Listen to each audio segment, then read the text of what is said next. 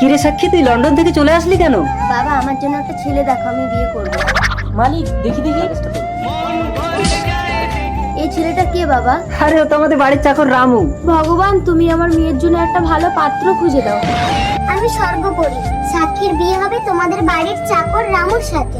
অসম্ভব, আমি একটা চাকরকে বিয়ে করব। বিধির লিখন কেউ খণ্ডাতে পারে না। বাবা তুমি এক্ষুনি চাকরটাকে ঘর থেকে বের করো। এই রামু। হ্যাঁ মালিক। এই তুই এক্ষুনি বেরো আমার ঘর থেকে। মালিক আমি না খেতে পেয়ে মরে যাব। এই তুই মরলেই আমার মঙ্গল হবে, যাবে না? আমাকে বিয়ে করবে। পরি কোথায় তুমি? তোমার জন্য মালিক আমাকে তাড়িয়ে দিয়েছে। আজ 2 দিন আমি কিছু খেতে পাইনি।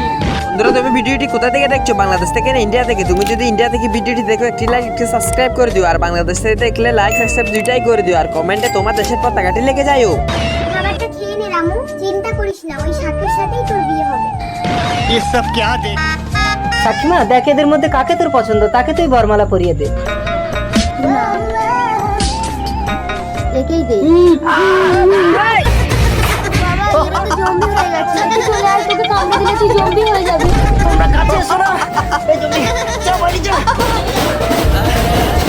কি গো পরির অভিশাপে ওরা তো জম্বি হয়ে গেল।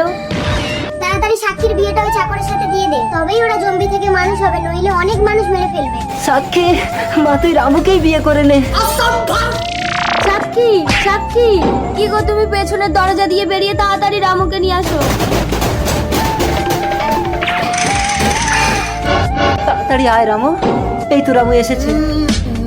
সাক্ষী দাঁড়াও, রামু এ বাড়ির চাকর না, তোর বাবা ছিল এই বাড়ির চাকর। ছোটবেলায় রামুর বিধবা মাকে মেরে দিয়ে এই বাড়ির মালিক হয়েছে, আর আমি সেই বিধবার আত্মা। বাবা তুমি এত বড় বেঈমান। মা তুই আমাকে ক্ষমা করে দে, তোর মায়ের কথায় আমি এসব করেছি। ছি মা। রামু আজ থেকে তুমি এই বাড়ির মালিক। আর আমি এ বাড়ির চাকর। তারপর পরীর আশীর্বাদে জম্বিগুলো মানুষ হলো।